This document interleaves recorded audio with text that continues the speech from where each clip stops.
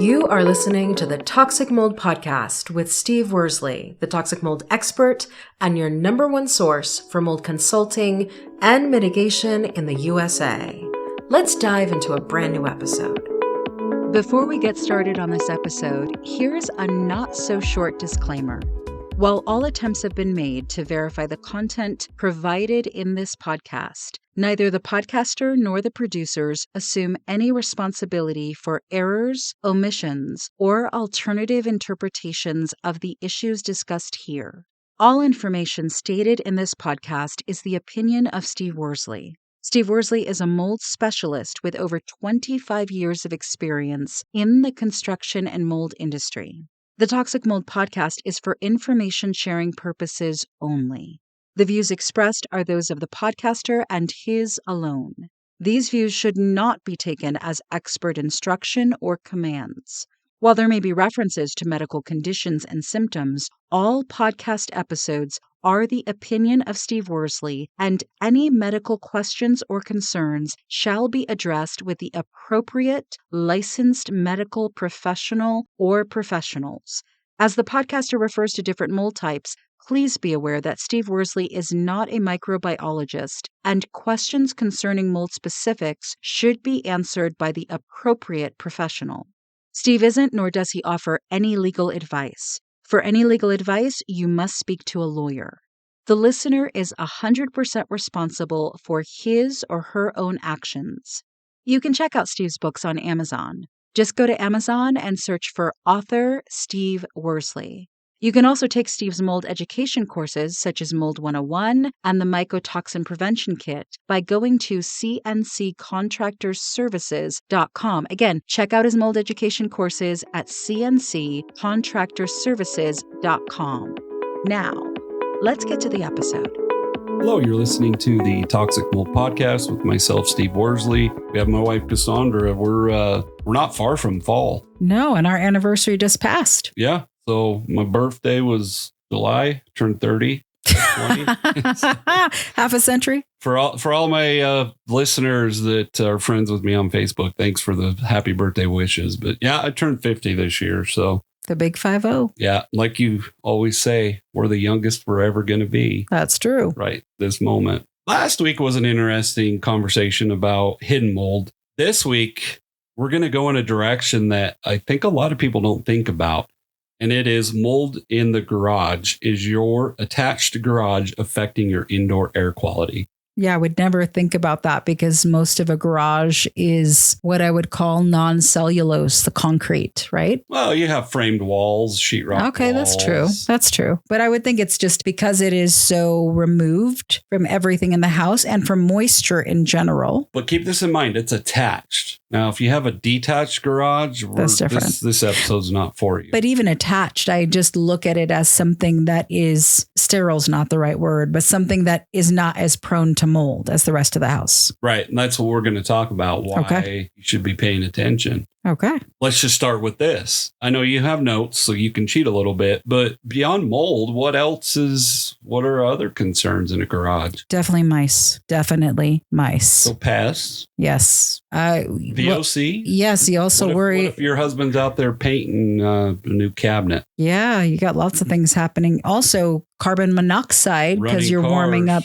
your car in the garage. Yep. Okay. For our listeners, it's not just mold. And I think going back to what you were just saying, I think a lot of people just kind of are like, it's a garage. Mm-hmm. It doesn't matter. Well, it's attached to your home. Yep. When you open that garage door, what's inside of it? Your house. Your house. So for our listeners, the air quality in your garage or pests, why is that important? Well, every time you open your garage door, what happens? Yeah, air flows in and out, right? I mean, exactly. Yeah. Yeah, the building biologists would probably have a lot more to say about this, but it's almost an air exchange. Okay. So, and we notice it right here in our house. So for our listeners, they know we don't have central air. We live where it's not that cold, or sorry, not that hot. Yeah. It's not that cold either because we don't have AC. But we open a window. What happens when we open the windows? And if I go outside, what happens? That door slams. Yes, it does. But when the windows are closed, it doesn't do that. Yeah. So why does it slam? Oh, I don't know. The air pressures. Oh, air pressures. Yes. So just a quick rundown for our listeners. Air pressures can be negative.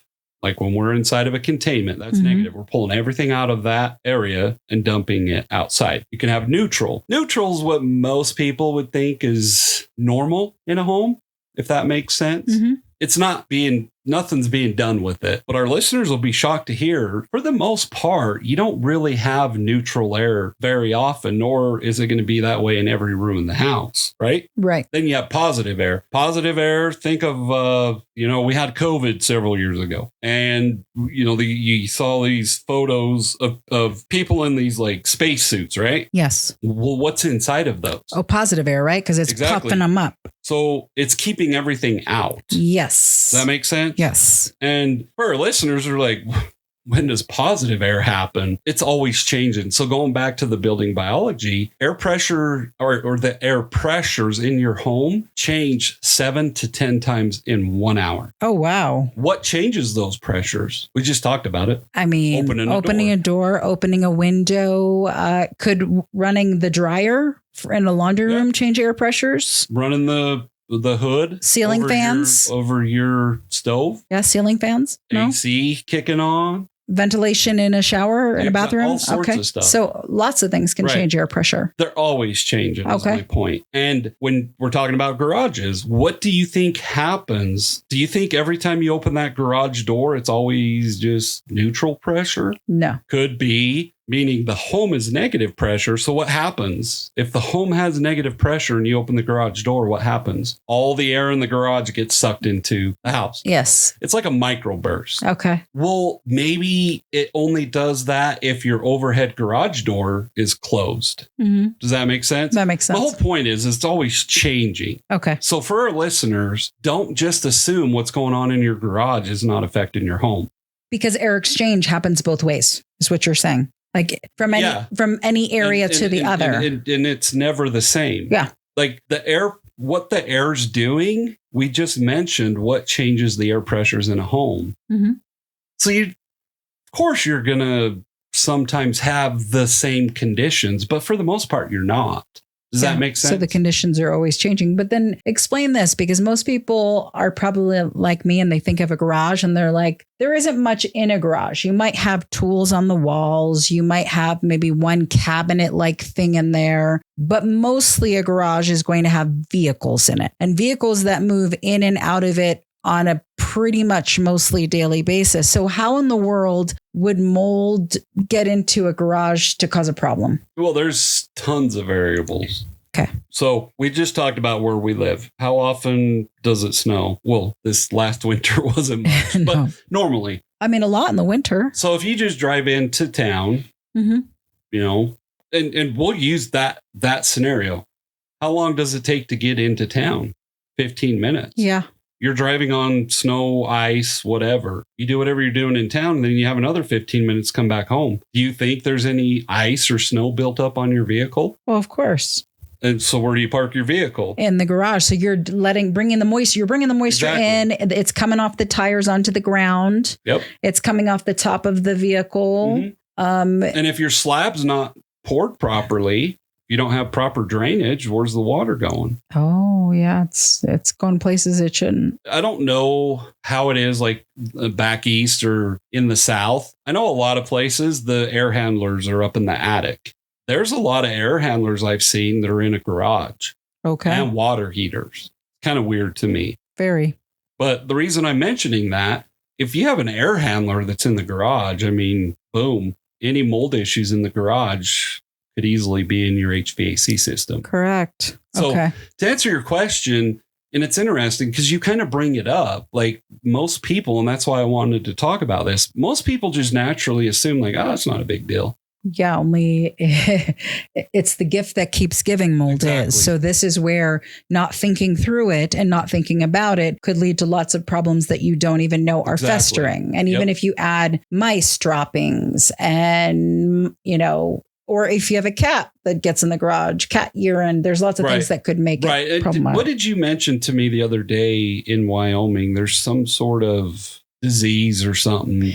Oh, the explosive diarrhea thing? Yeah, what was that from? From eating raspberries and lettuce and a couple other things. Okay. From a parasite. Okay. Because I guess my point is like with mice and all that other stuff, all the diseases they bring with them. Okay, got it. So like that hantavirus and my whole point for our listeners is like, I don't want them to get complacent. I'm not an alarmist. I'm not trying to freak people out, but those are things, we were talking about hidden mold. These are questions you have to ask for our listeners. You have to ask yourself, like maybe they go boating all the time and they take all their wetsuits and life vests that are soaking wet and just throw them in a pile in their garage. Yeah, that's a super big problem. And they're like, that's not a big deal. And they think it's because it's the garage. Right. But no, it's not just the garage, because even in the garage, you might have wooden steps that lead up to the door that goes in the house. The door is cellulose material. There's normally the walls are framed. So it's drywall, which is cellulose material. Right. There could be if you don't have a living area above the garage, there could be a roof leak. Oh, yeah. Does that make sense? Yeah. And that brings up an important thing.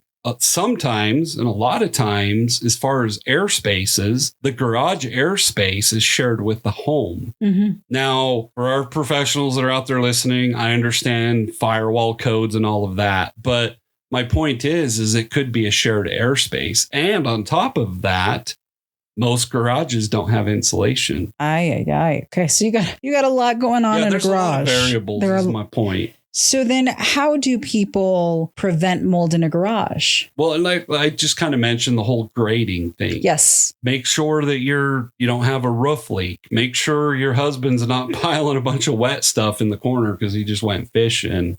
Things like that. Just pay attention to it. Don't ignore, a water stain because you feel like it's in your garage and it's not going to hurt anything. Is there anything that would ever confuse a person about whether or not it's mold in a garage? Because again, I'm thinking about a garage and it's plain Jane. Like suits or something from the exhaust. Can you explain, like, how do you know what you're looking at on the floor or on a wall isn't just stuff from changing the oil? From a professional, like, we would have to have some sort of, mold needs moisture. So there would have to be an indicator. Go back to humidity gauges. Let's say a garage in Florida, it's unconditioned, meaning there's no air like from the HVAC system. It's probably going to be humid out there. So there's things you can look at like ventilation in a garage. But to answer your question, even as a certified mold inspector, if I know 100% that something's mold, I could see the defect that led to it. Legally, I can't call it mold. What do I call it? Suspected or a mold-like substance. Mm-hmm. And to answer your question for our listeners, so if they're asking me, like, reach out to us. We have options for you. You can do a tape lift. Okay. And, like I said, I don't advertise this stuff, but there's ways we can help you. If you see something you think's mold, get it tested. And I'm assuming, you talk about the fall and spring checklist every fall and spring. Part of the fall and spring checklist is also to inspect the garage, isn't it? Yeah, we don't really cover that, though. Oh, and interesting. That's an interesting thing to add, because I'm just thinking that most people don't assume that a garage is going to be a source of mold infiltration. Right. And I do want to be clear. So for the negative Nelly spouse, usually it's the men, are like, well, the garage, it's not that big a deal, even if there's a mold issue in the garage. How likely is the stuff in the garage going to make people sick in the home? There could be 100 different variables. It's not as, what's the term I want to use? As far as the level of exposure, it's not going to be as high. Like, what if, let's just say one of our listeners, they work from home and they build things or something in their garage, so they're always out there. So I just want to be clear, like, I don't want to alarm people and be like, oh, I'm sure you're sick because there's something in your garage. We don't know, but. So what kind of gadgets do you think people should have in their garage to help with mold prevention? Humidity gauge. But obviously, do garages have carbon monoxide thingies? No, they don't. Go off all the time. Gotcha. Okay, so that's not a thing. But humidity gauge for sure they should have. Right. Okay. Right. We talk about them all the time. We have one sitting on my desk, a 3-pack of them is like $20. Exactly. So go on Amazon, buy a cheap pack, put one in the garage, make sure you check it. How often should a person inspect their garage for smells, stains? Routinely is a pretty vague term, but at least in the spring and fall. But I would be paying attention all the time. Okay. It's not that hard. No, it's not. So, yeah. And that's my call to action for our listeners. Just do routine inspections in your garage and don't just assume because it's a garage, it can't make you sick. There you go. Something we don't promote a whole lot of is our email list. Explain to our listeners what the email list is and how they get on it. So there's a lot of opportunities at CNC for free education, things that will help you